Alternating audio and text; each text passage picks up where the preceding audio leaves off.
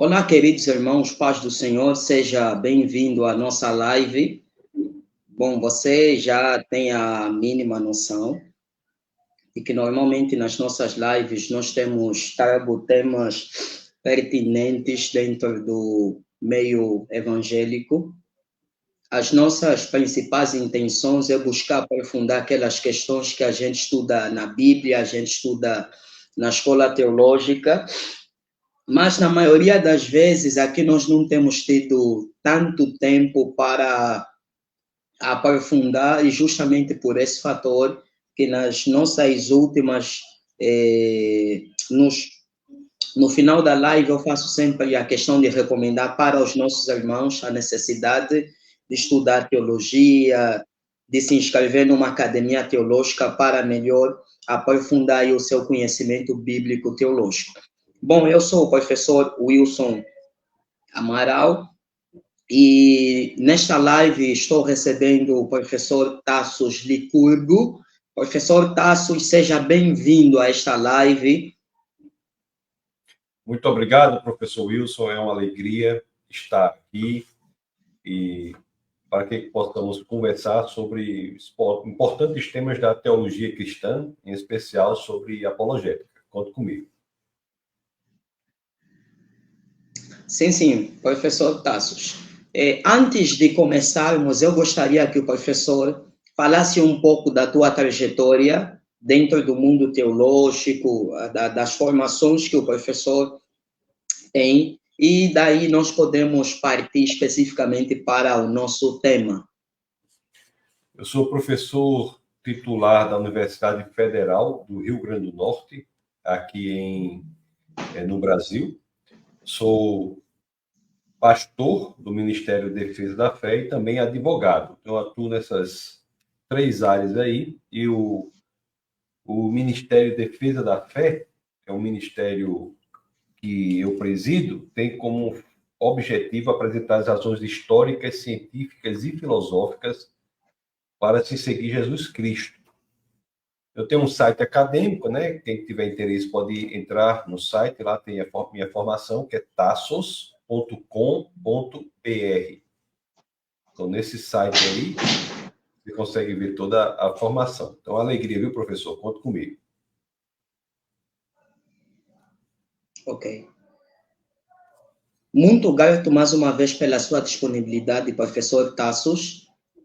O nosso tema hoje é sobre fé e religião. De fato, eu em teologia, geralmente quando dou aulas de filosofia da religião, eu gosto sempre de partir de algumas definições básicas a respeito do tema. Isso ajuda os nossos alunos, nossos estudantes a estarem familiarizados naquilo que é o tema. A nossa proposta é sobre fé e ciência, e eu sei que o professor Tassos Licurgo está muito bem familiarizado com esse tema. E eu gostaria, a princípio, que o professor Tassos começasse já a lançar os fundamentos iniciais da proposta do tema em si. Professor, quando nós pensamos em ciência, quando nós pensamos em fé, estamos a falar mais ou menos sobre o quê? A ciência é o estudo do universo e todas as demais coisas criadas. Nós vemos nas Escrituras que, pelo estudo do universo, nós temos acesso à revelação de Deus. Isso está lá na carta aos Romanos, no capítulo 1, no verso 20, em que o apóstolo Paulo deixa claro que, pelas coisas criadas, nós temos acesso a várias características de Deus. Então, o universo e tudo mais que existe é uma revelação de Deus. A revelação mais profunda de Deus são as Escrituras, 66 livros da Bíblia. Tem 9 do Antigo Testamento, 27 do Novo, escritos por cerca de 40 autores, conforme sabemos. Mas a natureza também é uma revelação de Deus. Então, o estudo da Bíblia, das Escrituras, é chamado teologia, e o estudo do universo e das coisas criadas é chamado ciência. Se tanto a Bíblia quanto a natureza são influenciados ou são criados pelo mesmo autor, a ciência que estuda a natureza e a teologia que estuda a Bíblia não podem se contradizer, porque são ambos frutos do mesmo autor, que é Deus, é o autor que não muda ontem, não muda hoje e não mudará amanhã. É por isso que a ciência e teologia, se são feitas de forma adequada, levam ao mesmo lugar, porque são duas revelações. Veja que na teologia nós falamos a revelação especial, que é a Bíblia, a revelação geral, que é a natureza. Então, por isso que a ciência é uma correlação, mantém uma correlação com a teologia. E se quiser aprofundar, nós podemos ver que não é por acaso que as maiores e melhores universidades do mundo foram criadas como escolas cristãs, de discípulos cristãos. Harvard, Princeton, Yale, Cambridge, Oxford, foram todas criadas como escolas de discípulos cristãos. O lema original da Universidade de Harvard é verdade para Cristo e a Igreja. Só para que vocês tenham uma ideia. Então, é por isso que ciência e fé não se contradizem. Ok. A má ciência pode contradizer a fé e a má teologia pode contradizer a ciência, mas a boa teologia e a boa ciência não vão se contradizer. Pois não, professor? Sim, esteja à vontade, professor. Pronto, foi isso. Já falei, pode dizer.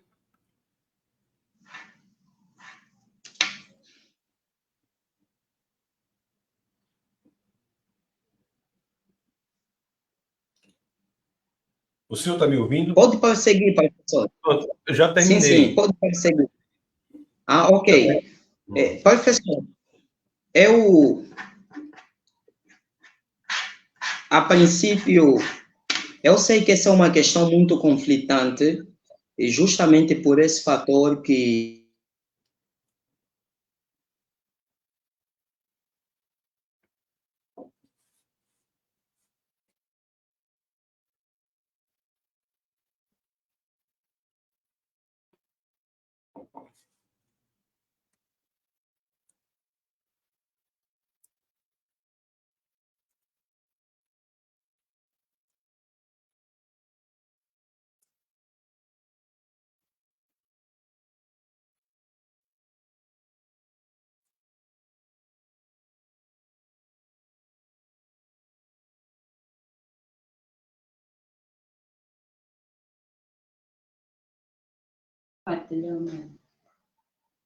Ok, voltei aqui.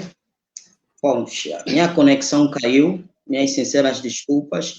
Sim, eu dizia, professor Tassos, eu sei que essa questão de fé e ciência é uma questão muito conflitante, até justamente por esse fator que dentro da filosofia nós temos uma vertente filosófica que é o naturalismo, que basicamente exclui a existência do sobrenatural.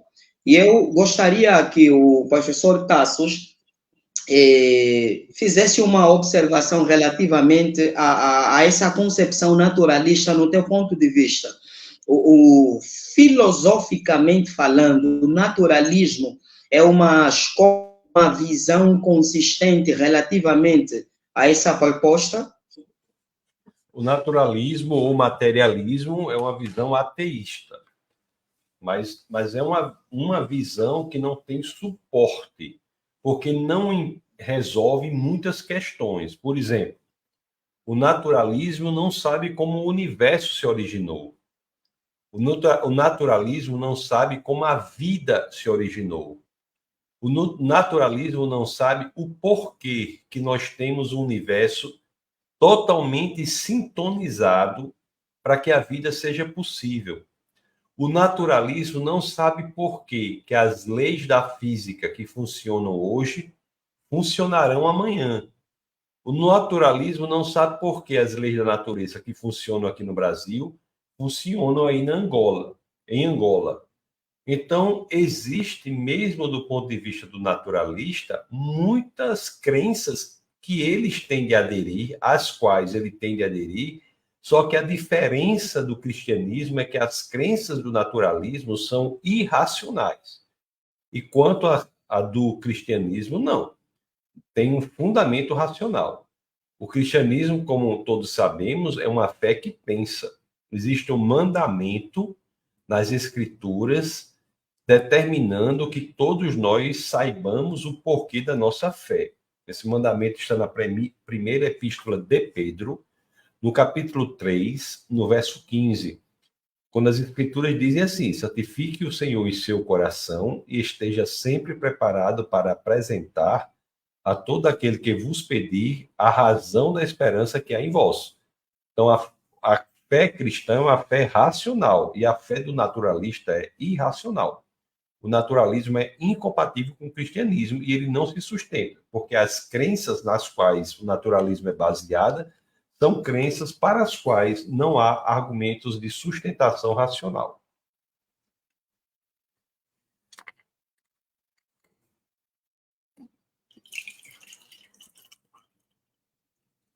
O senhor está mudo, viu, professor? Está mudo.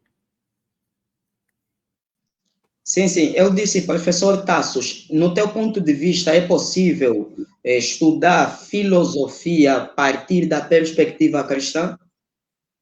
Existe a filosofia. Geralmente, sim.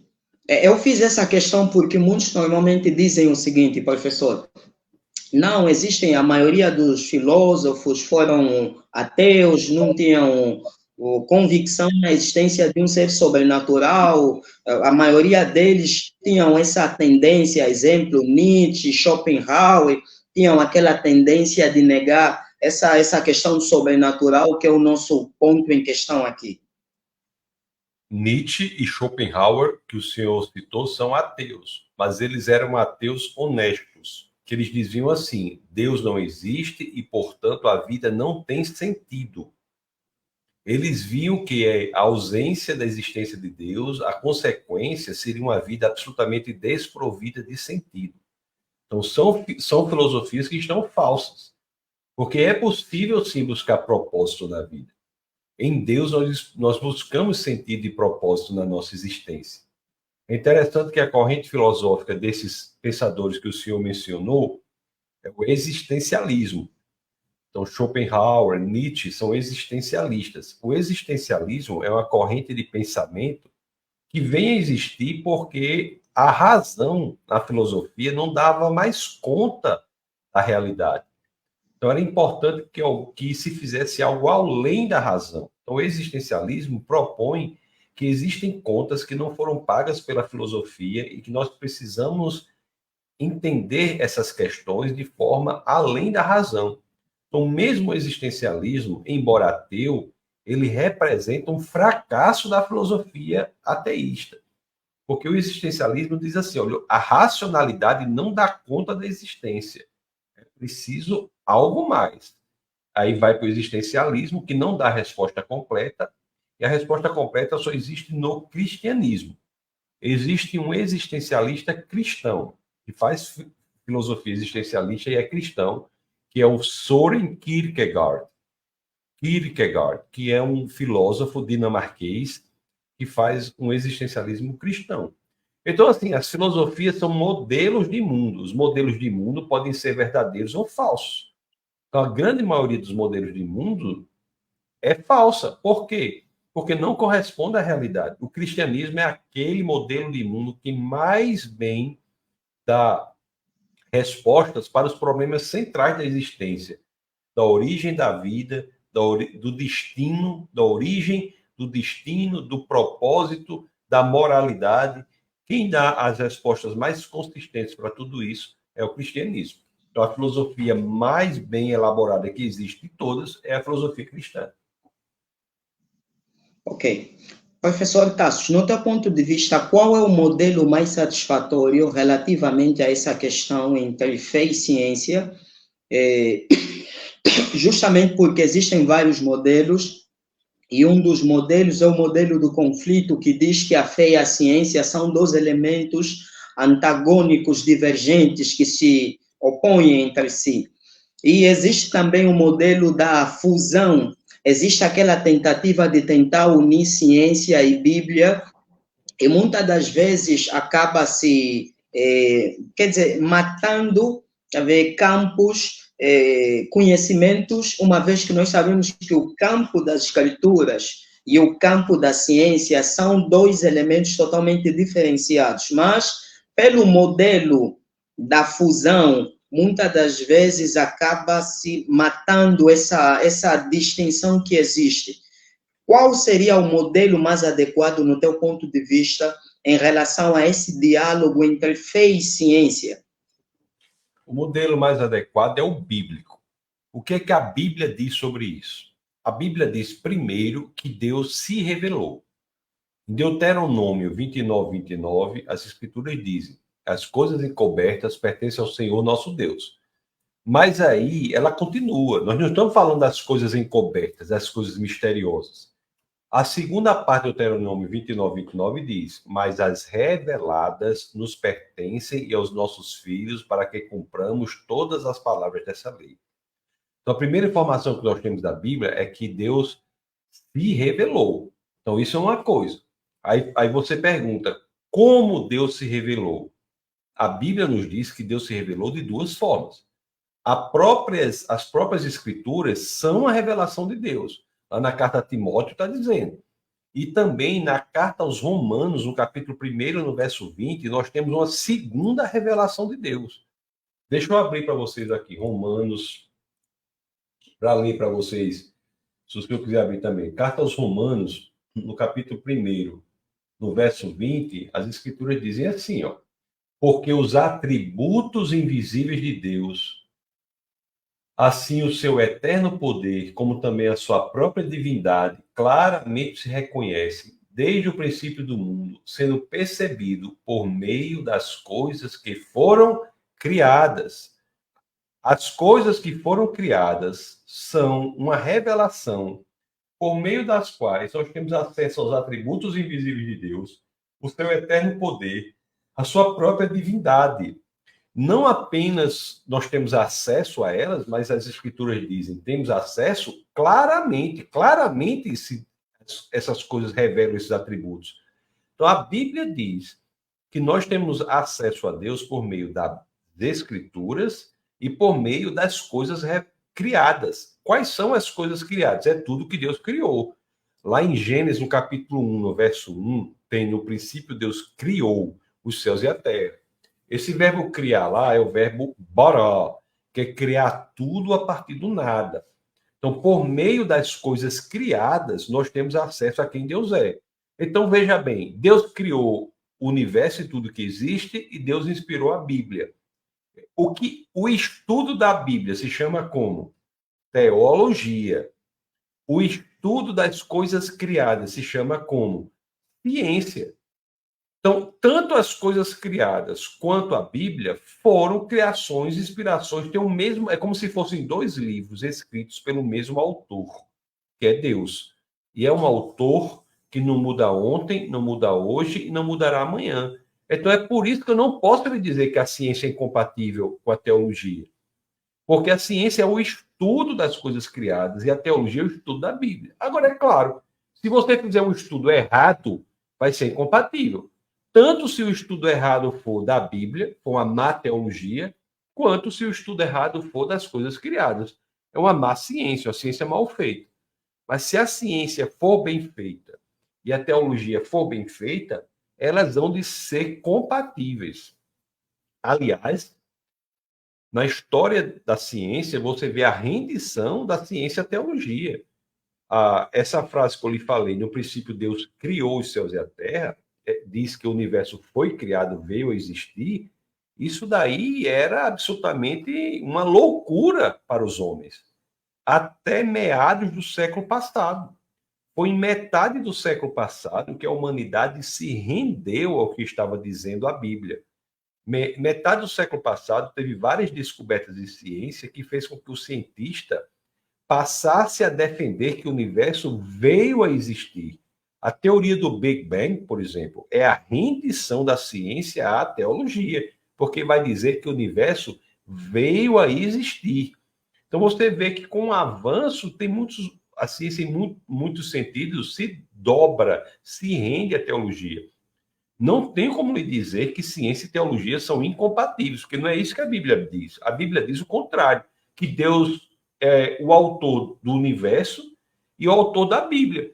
Então, se ele é autor do universo e da Bíblia, se você estudar os dois e o estudo for bem feito, vai ser compatível, já que Deus não muda. Se ele é o mesmo autor e não muda, o estudo dos dois é compatível. Então, e é por isso que, na prática, a ciência moderna só apareceu em países de matriz cristã. Os maiores e melhores cientistas do mundo são, em sua maioria, cristãos, em sua maioria, cristãos. As maiores e melhores universidades do mundo foram criadas como escolas de discípulos cristãos. Ele disse, Harvard, Princeton, Yale, Cambridge, Oxford foram criadas como escolas de discípulos. Não é por acaso. Então, não há como alguém defender que ciência... Agora, a ciência mal feita, como, por exemplo, a de que o homem e o macaco vieram do mesmo ancestral, isso é uma ciência mal feita. Você não tem provas para isso. Entendeu? Mas o Big Bang, por exemplo, é a rendição da ciência à teologia. Quem foi o primeiro propositor do Big Bang foi um padre, Georges Lemaitre. Ele foi o primeiro que propôs o modelo do universo com origem. Então, é por isso que ciência e teologia são compatíveis se ambas forem feitas de forma adequada. Sim, professor. É interessante que, geralmente, quando se pesquisa, principalmente, um pouco sobre a história da teologia, nós nos deparamos com pensadores cristãos que, ao mesmo tempo, estão desenvolvendo postulados teológicos, mas a partir de uma perspectiva filosófica. Exemplo, nós temos no ano 100 a 165, Justino de Roma, que desenvolveu o conceito do logos spermaticos, que nós, inclusive, estudamos na história da apologética cristã. E nós também temos Agostinho no quinto século, São Tomás de Aquino no contexto medieval, que são pensadores referenciados na história da teologia e também são referenciados, inclusive, na história da filosofia. Exemplo, menciona Agostinho, menciona-se São Tomás de Aquino, e justamente pela sua contribuição tem o Duns Scott, Guilherme de Ockham. Agora, professor, relativamente a essa questão dos argumentos racionais que defendem a existência de Deus, nós temos o argumento cosmológico, que a maioria, alguns estudiosos classificam em duas categorias. Nós temos o argumento cosmológico a partir da perspectiva de Kalam, e nós temos o argumento cosmológico a partir da perspectiva de Gottfried Leibniz. Professor, relativamente a esse argumento cosmológico, no teu ponto de vista, é um argumento satisfatório em relação a essa questão da existência de Deus? O argumento cosmológico é um argumento poderosíssimo que diz que tudo o que vem a existir tem uma causa. O universo veio a existir, portanto, o universo tem uma causa. Veja que a premissa não é que tudo que existe tem causa. A premissa é que tudo que vem a existir, tudo que surge, tudo que tem um início, tem uma causa. Há coisas que existem e que não são causadas. Um exemplo disso é o próprio Deus. Deus é uma causa não causada, porque ele não vem a existir, ele existe desde sempre. Quando se pensava que o universo nunca havia vindo a existir, não tinha um início, não tinha um começo, se defendia que o universo não foi causado. Acontece que descobertas em ciência forçaram o cientista a mudar de opinião. E veja que forçaram o cientista a mudar de opinião contra a vontade dele. Por quê? Porque quando o cientista passou a dizer que o universo foi criado, veio existir, ele teve que dar conta de quem é a causa do universo. Então, as descobertas no século passado que forçaram o cientista a mudar de opinião foram a segunda lei termodinâmica, o universo em expansão com o telescópio Hubble, radiação de fundo com Penzias e Wilson no laboratório Bell, a própria teoria da relatividade, é uma teoria que só funciona no modelo de universo com origem. Existem inúmeros argumentos que fizeram com que o cientista tivesse que se render ao que as escrituras já diziam. Então, o argumento cosmológico diz o seguinte: a ciência forçou o cientista a mudar o entendimento de séculos e séculos, contrário ao que dizia o livro de Moisés. Por mais de 30 séculos, o livro de Moisés dizia que o universo teve uma origem. Em Gênesis 1, no princípio, Deus criou os céus e a terra. Esse criar é criar a partir do nada, porque eu uso do verbo hebraico bara, criar a partir do nada.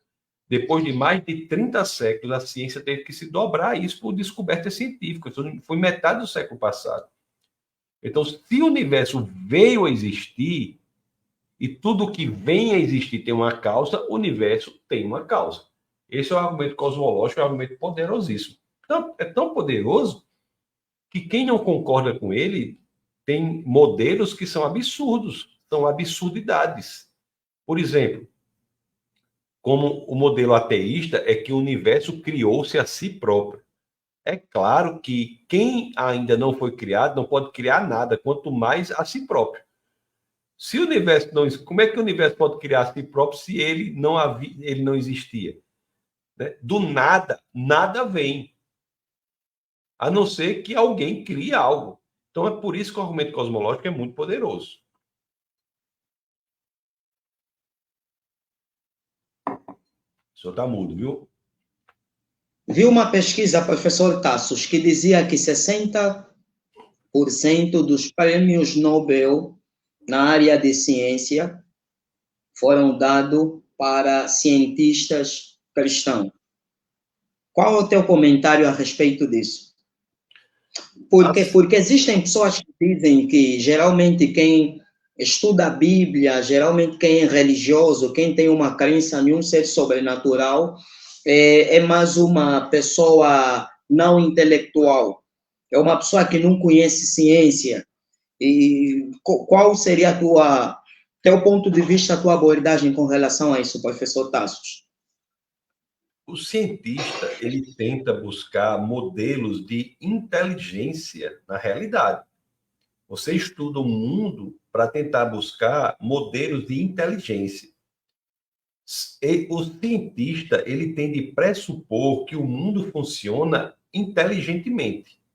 Então, esta inteligibilidade do mundo só existe se houver uma inteligência por trás que organizou o mundo dessa forma. Então, o cristão é, por natureza, a pessoa mais adequada para fazer ciência, porque é aquele cujo modelo de mundo já pressupõe que uma mente inteligente, que é Deus, organizou o mundo inteligentemente e, portanto, nós podemos esperar, por meio da ciência, descobrir padrões de inteligência no funcionamento do mundo. Se Deus não houvesse, não haveria por que a gente esperar que o mundo funcione inteligentemente. Porque não haveria uma mente que teria organizado inteligentemente o mundo. A inteligibilidade do mundo pressupõe uma mente inteligente que organizou o mundo inteligentemente. E, portanto, nós podemos querer ou aceitar que, por nossa inteligência, nós podemos descobrir esses padrões. Essa história de que os maiores cientistas eram ateus não é verdade. Simplesmente é uma falsidade histórica. Historicamente, os maiores e melhores cientistas do mundo eram, em sua maioria, cristãos. Eu sempre digo assim, que o maior cientista que já existiu, que na minha opinião foi Isaac Newton, isso eu até coloquei alguém colocou o corte de um vídeo que eu faço isso no meu Instagram, que é @TassosLicurgo. Se Isaac Newton, ele desenvolveu a física até um determinado ponto, que a matemática que existia não dava conta da física, então ele foi desenvolver a matemática. Aí eu pergunto, quantos cristãos sabem que o maior cientista que já existiu na face da Terra escreveu mais sobre a Bíblia do que sobre ciência? Eu não estou dizendo que eu concordo com tudo que Newton escreveu sobre a Bíblia, não. Tem muita coisa lá que eu não concordo. Mas o que eu estou dizendo é que a mente do maior cientista que já viveu sobre a Terra foi ocupada mais pelas escrituras do que sobre ciência. Então, existe outra coisa. O cristianismo, ele é por si só um sistema de educação. As escolas bíblicas dominicais, elas foram criadas para ensinar as pessoas a lerem. A lerem. O cristianismo, ele melhora a sua capacidade educacional, melhora a sua inteligência, você articula livros diferentes, vai em busca dos originais em hebraico, em grego, em aramaico. É um sistema complexo de pensamento. Então, é por isso que muitas pessoas no cristianismo têm condições, sim, de irem adiante no mundo intelectual comparado com outras. Aqui no Brasil, por exemplo, nós temos um governo comunista aqui e você vê que as escolas públicas, que têm um nível baixo de escolarização no Brasil, os melhores alunos daqui do Brasil, das escolas públicas, são os cristãos. Por quê? Pelo que estudam na igreja, pelos trabalhos que fazem na igreja, pela leitura que fazem na igreja. Então, o cristianismo torna a pessoa mais inteligente. Eu não conheço, professor Wilson, nenhum cristão que não seja inteligente. Não sei se o senhor conhece, mas eu não conheço. Porque a pessoa entra na igreja, automaticamente ela fica inteligente, ela começa a pensar, a articular os conceitos. Agora, o que existe é uma baixa autoestima do cristão. Eu não sei porque o cristão se acha... Tem cristão que diz assim, eu sou um verme rastejante, eu sou uma coisa... Se acha a pior coisa do mundo, quando na realidade é o contrário. O cristianismo eleva a dignidade do homem, faz do homem filho de Deus. E alguns ficam com baixa autoestima, quando na realidade é para entender o que Deus pode fazer na vida dele por meio de Jesus Cristo e no ingresso dessa pessoa no sistema do cristianismo. Certo. Professor Tassos, uma vez alguém fez-me a seguinte questão. Eu acho que devemos desconsiderar aquele ensinamento de que o cristianismo é a única religião verdadeira. E ele disse que eu penso que podemos também considerar abertura e caminhos para pensar na possibilidade de que o budismo, o hinduísmo ensinem verdades, que o cristianismo não é a única religião que detém a verdade absoluta. Ou seja, ele parte da pressuposição de que não é correto o cristianismo assumir uma postura de defender uma verdade absoluta, ou seja, de se auto-apresentar como a única religião que defende exclusivamente a verdade. Qual é o teu ponto de vista relativamente a essa questão? Como saber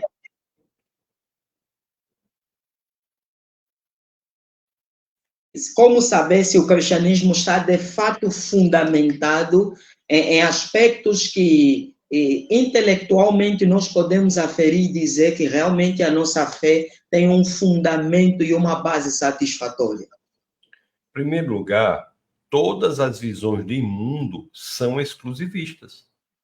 Todas as visões de mundo dizem que elas são a verdade e as outras são falsidade. O Islã é assim, o cristianismo é assim, o budismo é assim, o ateísmo é assim. Todas as visões de mundo dizem que elas são a verdadeira e as outras são falsas. E como você define qual é a verdade e a falsidade? Não é com base no que você gostaria, no que você crê, não. É com base nas evidências. Então, o modelo de mundo do cristianismo é aquele para o qual há mais evidências. Você prega a primeira carta aos Coríntios, no capítulo 15, no verso 14, o apóstolo Paulo escreve uma das sentenças mais corajosas escritas em qualquer livro religioso. Não existe nada parecido em nenhuma outra visão de mundo. Quando Paulo disse que Cristo não ressuscitou, é vã a nossa fé, é vã a nossa pregação. O fundamento do cristianismo é um fato histórico investigável, verificável. A ressurreição física de um homem. Outras religiões não são assim. No Islã, teria sido um encontro que Maomé teria tido com um anjo. Aquilo pode ter acontecido? Não sei. Mas tem como provar? Não. Se o senhor disser para mim assim, Tassos, ontem eu sonhei que estava andando a cavalo, por exemplo. Pode ser verdade? Pode. Eu tenho como verificar? Não. Nem que um neurocirurgião, né, abrir a cabeça de uma pessoa, não vai encontrar o sonho ali. Então, tem coisas que são verdadeiras, mas não são verificáveis. Podem ser verdades, mas não são verificáveis. No cristianismo, o fundamento, além de ser verdadeiro, é verificável. E outra coisa mais, viu, professor? Em regra, só há verdadeira tolerância nos países de matriz cristã. Só há verdadeira tolerância em países de matriz cristã. Você vá dizer certas coisas em países de outra matriz, você vai ver o que acontece com você. Outra coisa também que eu tenho que lhe dizer é o seguinte: tolerância não é achar que todas as visões de mundo são verdadeiras, não. Igualmente verdadeiras, não. Isso é falta de lógica. Tolerância é dizer que o direito que eu tenho de defender a minha opinião é a mesma que outra pessoa tem o mesmo direito que outra pessoa tem de defender a opinião dela. Mas o que vai tornar algo verdadeiro ou falso não é que eu creio que aquilo seja verdade, são as evidências, como eu comecei dizendo. Então, só no cristianismo é que nós podemos discutir isso abertamente.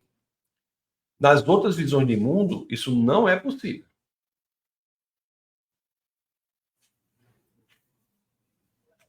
Ok.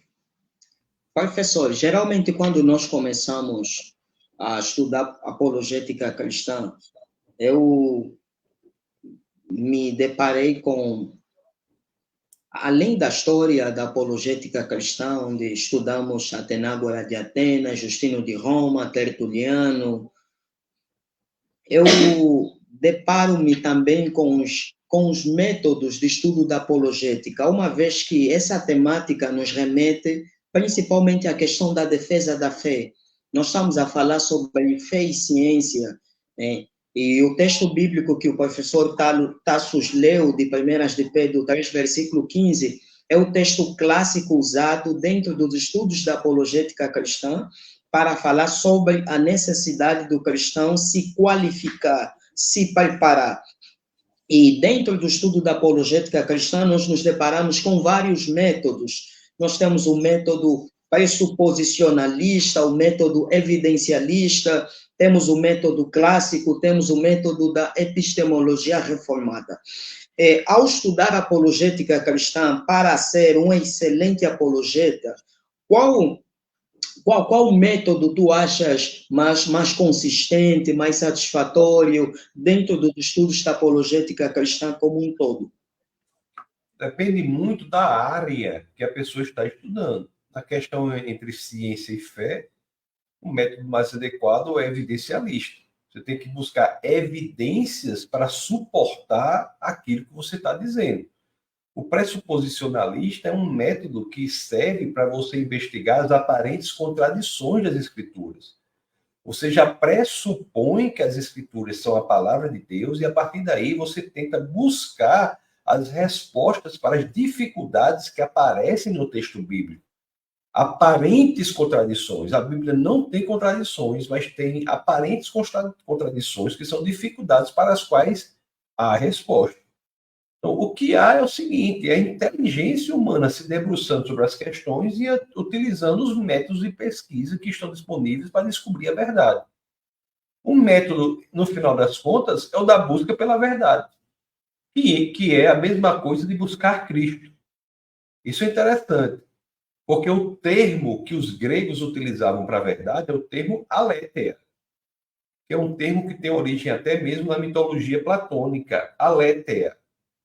E veja que Jesus Cristo, segundo registra o Evangelho de João, no capítulo 14, no verso 6, diz: eu sou o caminho, a verdade e a vida, ninguém vem ao Pai senão por mim. Esse a verdade que Jesus fala em grego é aletheia, ele escreve aletheia. Então, todos os métodos do pensamento estudam a verdade, e a verdade para nós não é apenas uma ideia e não é apenas um conceito, mas é uma pessoa, é o Deus encarnado, é Jesus de Nazaré.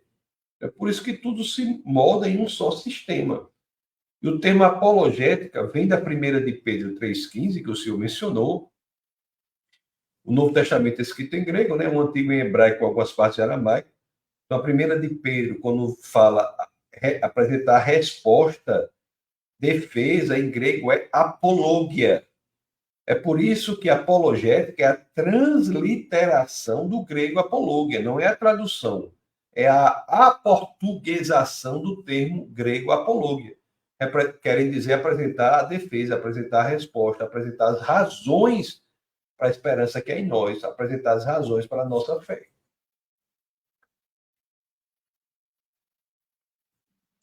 Professor, com relação a essa questão da autenticidade do texto bíblico, tem havido tentativas de questionamento face a determinadas realidades que existem nas Sagradas Escrituras. Exemplo, nós temos a questão da doutrina da criação, nós também temos a questão do nascimento virginal de Cristo, uma vez que cientificamente isso não pode ser constatado, e nós temos também a questão da ressurreição de Jesus Cristo. São geralmente questões que têm sido questionados, vamos assim dizer, no meio acadêmico, em relação, inclusive, à historicidade de Cristo também. Aparece em 1764 um estudioso chamado Samuel Hermann Reimarus, que fez a questão de dizer que o que nós temos nos evangelhos seria basicamente um Jesus mitológico, e não necessariamente o Jesus, ou seja, o que nós temos nos evangelhos é o Cristo da fé e não o Cristo, Jesus histórico que existiu do ponto de vista histórico. Como lidar com essas questões, uma vez que o nosso posicionamento, a nossa postura é partir da pressuposição de que existe compatibilidade entre fé e ciência, e que a ciência, ela não necessariamente está em contradição com as Sagradas Escrituras, é claro que não taxativamente, né? Eu não sei se a minha afirmação está correta, mas depois aí o professor Tassos vai endireitar. Como lidar com essas situações, professor Tassos, onde existem questões que a ciência não pode necessariamente investigar? A exemplo, a questão da criação de Gênesis capítulo 1, a questão do nascimento virginal de Cristo, a questão da ressurreição do Senhor Jesus Cristo, e depois tem uma questão que eu gostaria também de analisar com o professor. Existem mais ou menos 250 situações de grandes milagres na Bíblia, né? Milagres dessa magnitude. Em sua maioria, existam na geração de Moisés, Elias, Eliseu, Jesus e seus apóstolos. E os milagres são decorrência da existência de Deus. Se Deus criou o universo a partir do nada, qual é a incongruência em se pensar que Deus pode interferir no universo? Nenhum problema. Deus, se ele é o criador de tudo a partir do nada, ele pode interferir. Então, a criação do universo, o nascimento virginal, a ressurreição, são milagres. Agora, veja bem, a ciência fala do nascimento virginal de Jesus e ela lida com o nascimento virginal do universo. Quem foi que criou o universo para a ciência? Ateísta. Como é que o universo veio existir? Por que a ciência pressupõe que o universo se comporta com leis, com padrões inteligentes? Ela não sabe explicar. Por que o método científico é adotado pela ciência? Qual é a ciência que comprova o método científico? Nenhuma. Se só há verdade no saber científico, qual é a ciência da qual você tira essa afirmação de que só há verdade no saber científico? Nenhuma. A ciência tem muito mais fé. O cientista ateu tem que ter muito mais fé do que o cristão. Porque o cristão pressupõe que tem uma mente por trás. O cientista ateu, o ateísmo não resolve o problema da fé para a ciência. Multiplica. Porque tem várias situações que a ciência nada sabe. Você quer ver uma área que a ciência não sabe absolutamente de nada, que é constrangedora até hoje em dia? Aparecimento da vida. A ciência nada sabe sobre o aparecimento da vida, porque não existe vida simples. Se você pegar o organismo de uma célula, como uma ameba, por exemplo, só o DNA da ameba tem informação equivalente a 1000 volumes da Enciclopédia Britânica. Aí os ateus vêm nesse desespero até de dizer que Jesus não existiu. Isso é uma loucura da face da Terra. Existem mais provas, existem mais fontes não cristãs. Existem 10 fontes não cristãs atestando a existência de Jesus e existem 9 fontes não cristãs atestando a existência de Tibério César, que era o imperador da época. Se você pegar fontes cristãs, esse número vai para 42 atestando a existência de Jesus e 10 atestando a existência de Tibério César. Está entendendo? Então, assim, o povo diz o que quer. Agora tem que mostrar as evidências. Fulano falou que não tem provas, mas isso está com base em quê? No livro Inventares? O povo fica inventando as coisas, é? Tem que ter base, tem que ter fundamento. Então, a existência de Jesus é indubitável. Indubitável. E se ele não tivesse existido? Aí é que é uma prova de Deus maior ainda. Porque ele existindo fez o que fez, imagina ele ter feito o que fez sem ter existido. Aí é que era um milagre mesmo. Exatamente, professor. Essa é uma das questões muito intrigantes.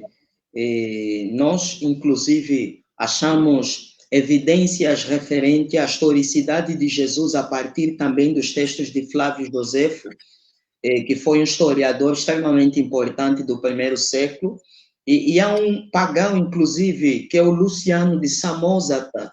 Ele faz referência a Cristo Jesus, e Plínio Jovem, do quarto século, ele também faz a questão de referenciar a historicidade de Cristo, não obstante, né, ser um pagão, mas ele fala de Jesus como sendo um personagem que historicamente existiu.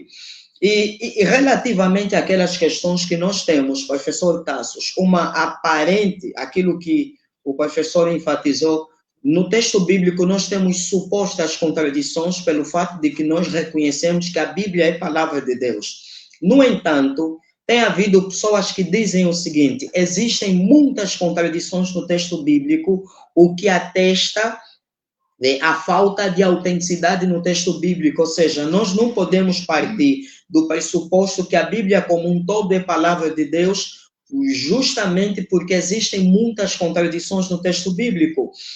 Quais são os passos importantes que o professor Tassos recomendaria em relação a essa avaliação para nós cristãos, principalmente que acreditamos que a Bíblia é palavra de Deus, mas há um fato indiscutível: existem aparentes contradições no texto bíblico. Exemplo, nós temos o caso de 1 Samuel capítulo 24, que diz que a ira do Senhor incitou Davi a enumerar Israel. Mas nós temos o 1 Crônicas 21, versículo 1, que diz que foi Satanás que incitou Davi a enumerar Israel. Então, como é que a apologética cristã ela lida principalmente com essas questões? Não obstante, a exegese bíblica também trabalha isso, mas como é que a apologética cristã lida com essas questões, professor Tassos? A Bíblia é uma revelação progressiva de Deus. Deus se revelando progressivamente até a revelação plena de Deus na pessoa de Jesus Cristo. No caso que você citou, a revelação antes era que tudo que ocorria era de autoria de Deus. Gradativamente, a Bíblia foi revelando que o que é bom, o que é belo, o que é verdadeiro, o que é agradável é de Deus. Mas quem vem para matar, roubar e destruir é o inimigo de nossas almas. Então, gradativamente, passou-se a ver que havia coisas que eram da autoria do Satanás. Então, diante da técnica hermenêutica de entender que a Bíblia é uma revelação progressiva, essa dificuldade que o senhor mencionou fica clara. Antes todos achavam que tudo era de Deus e gradativamente passou-se a entender que havia coisas que eram de Deus e há coisas que eram do Satanás. Então, por isso que isso não é uma contradição, mas é uma contradição aparente, para a qual há uma solução, que foi essa que eu lhe disse. Então, a Bíblia não tem contradições. tem contradições aparentes. São coisas que têm dificuldade, mas para as quais há uma resposta. Como é isso que eu acabei de fazer, de lhe mostrar, apenas entendendo a técnica hermenêutica de interpretação da Bíblia, que é de que ela é uma revelação progressiva. O povo foi progressivamente sendo ensinado de quem Deus era. E gradativamente foi entendendo que o que é bom, o que é belo, o que é verdadeiro, vem de Deus, mas o que é mal, que o inimigo de nossas almas, ele existe para matar, roubar e destruir. Ainda com relação a essa questão, só gostaria de enfatizar os seguintes pontos. Geralmente, Agostinho dizia que essas questões ou devem ser associadas às versões, ou a tua metodologia exegética está equivocada, porque a palavra de Deus, ela em si não pode conter erro, não pode conter equívoco. Ou então, é a questão da versão, ou o método exegético que o leitor está usando, aplicando naquele exato momento, está incorreto. E uma outra abordagem que o Senhor também fez menção, ainda com relação a essa questão de 1 Samuel capítulo 24 e 1 Crônicas 21, existe uma abordagem que considera que os textos aqui de 1 de Crônicas, eles datam do período pós-cativeiro, e a partir desse contexto, em função daquele diálogo que existe entre os judeus e os persas, já nesse contexto, quando os persas assumem o poder em 538 a.C., e a partir desse contexto, estava se desenvolvendo, dentro do contexto judaico, aquela perspectiva referente a Satanás. Por esse fator é que os judeus, normalmente ou genericamente, eles associavam quase sempre a Deus, tudo é Deus, mas na medida em que os judeus foram caminhando e avançando, a perspectiva deles em relação a Satanás, desse personagem que prefigura o mal, como aparece no texto de Jó também, há uma discussão, e o professor Tassos conhece muito bem dentro da área da teologia bíblica com relação à datação do texto de Jó. Uns defendem que seja Moisés, outros Salomão, mas outros dizem que provavelmente seja um autor que seja mesmo do período pós-exílico.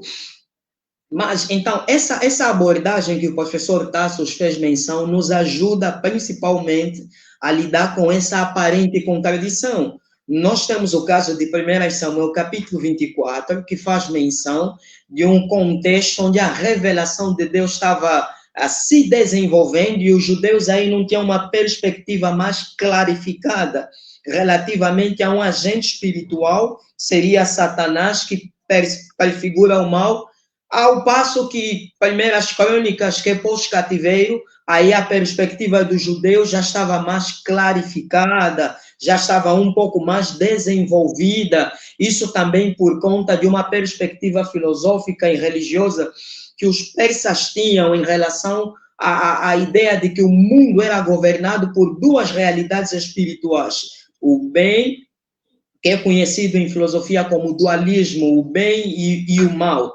E tem mais uma outra questão também, professor Tassos, que aparece aqui nesse campo das aparentes contradições no texto bíblico, que é a questão que aparece nos evangelhos. Um diz que é dois, outro diz que é um. Como é que nós podemos suavizar essa situação? Eu sou advogado e no direito, se nós tomarmos o depoimento de várias testemunhas e esses depoimentos forem absolutamente idênticos, tanto no conteúdo central quanto nos detalhes, isso é prova de que esses depoimentos foram combinados, de conluio entre as testemunhas. Entendeu? Se várias testemunhas depõem e dizem exatamente a mesma coisa, tanto no que diz respeito ao assunto principal quanto aos detalhes, quantas pessoas havia, quantos pratos de comida tinha. Isso é porque é um indício pela teoria das provas, que é uma área do estudo de direito, é um indício de que isso daí é conluio. A verdadeira testemunha independente é aquela que concorda nos elementos centrais, mas nos periféricos, cada uma fala um aspecto do que viu. Quando a pessoa diz houve duas pessoas, não quer dizer que, não, que havia duas, mais uma, mais três, mais quatro, não. O outro viu três, viu quatro, falou de duas, três. Então, os evangelhos são testemunhos, são biografias de Jesus de Nazaré, que envolvem vários testemunhos, e esses testemunhos, por concordarem numa parte central e serem sutilmente diferentes nas partes secundárias, demonstra que são testemunhos independentes, em que o autor falou o que aconteceu e sublinhou uma coisa ou outra dos detalhes que ficaram diferentes do que outra pessoa faria. É como se a gente pedisse aqui aos nossos ouvintes que, ao final, fizesse um relatório do que nós conversamos.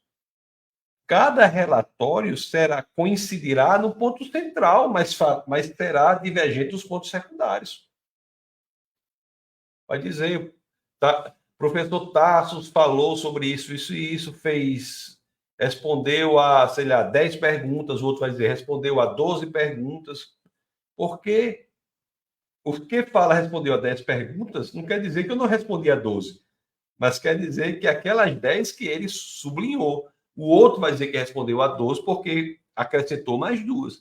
Mas no cerne será a mesma coisa. Então, isso é prova, pela teoria das provas do direito, isso é um indício de que são testemunhos independentes, que não foram combinados, não foi conluio antes.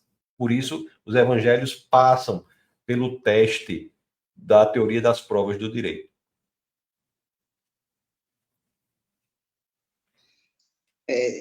Sim, queridos, nós estamos aqui a falar um pouco sobre fé e ciência, e eu acredito que esteja a ser proveitoso para você relativamente ao teu ponto de vista em relação a esse tema, que é extremamente pertinente no meio evangélico, no meio acadêmico também. E, professor Tales, nós sabemos que existem vários, como já abordamos, existem vários cientistas que foram cristãos.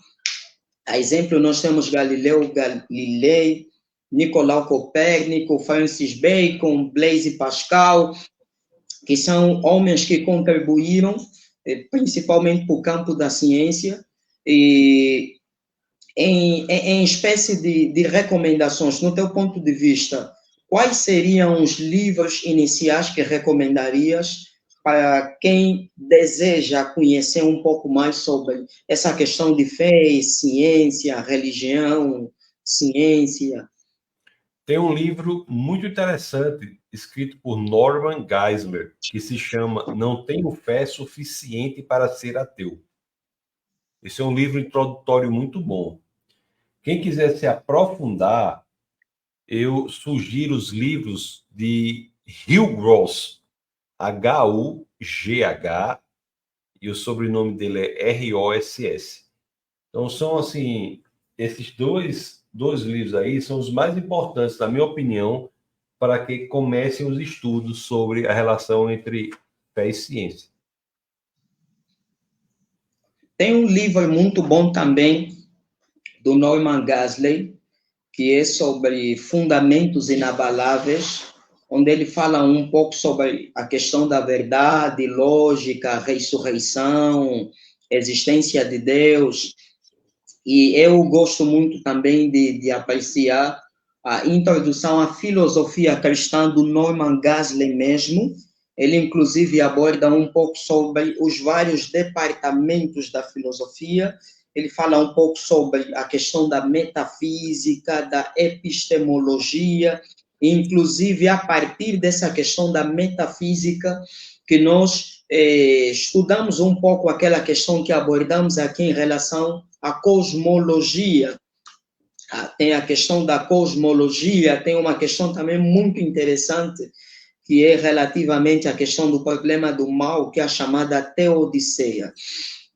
Então, professor Tassos, em espécie de conclusão, em espécie de resumo, nós podemos então aferir que existe sim um diálogo entre a fé e a ciência. Sim, existe sim. Exatamente.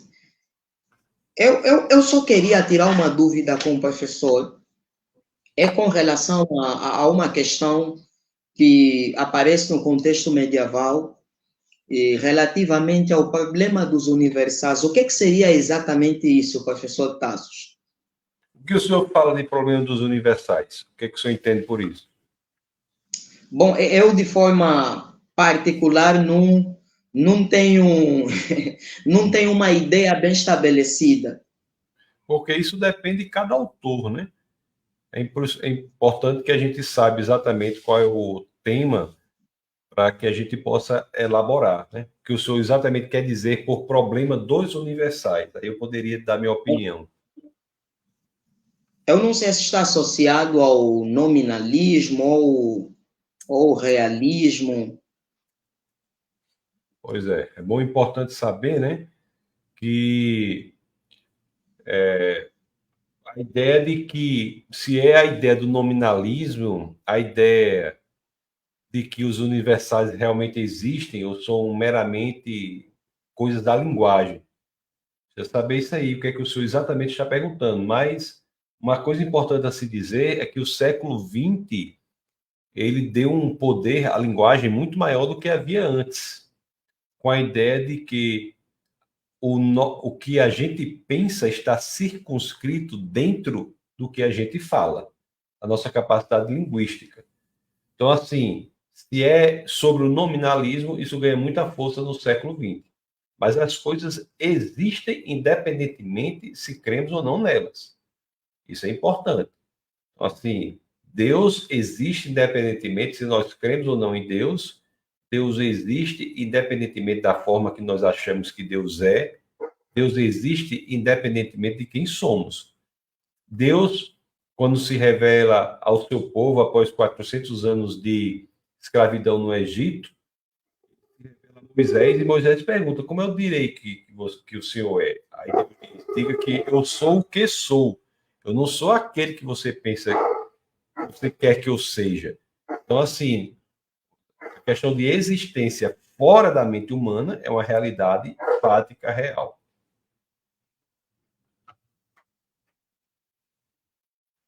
Ok, professor Tassos, muito obrigado. Aí, antes de fecharmos a nossa live, deixa só verificar se temos aqui algumas questões e deixa eu ver.